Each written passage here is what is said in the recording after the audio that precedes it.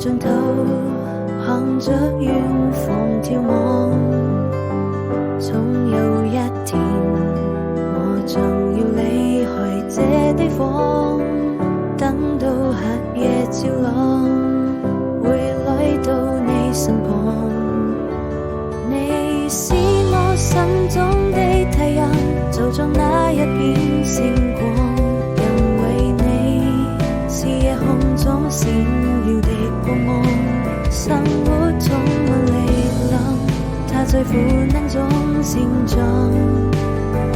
現實的臂膀，尋找幸福的避風港，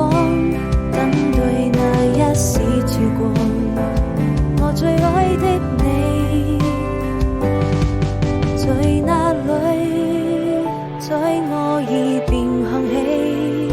讓時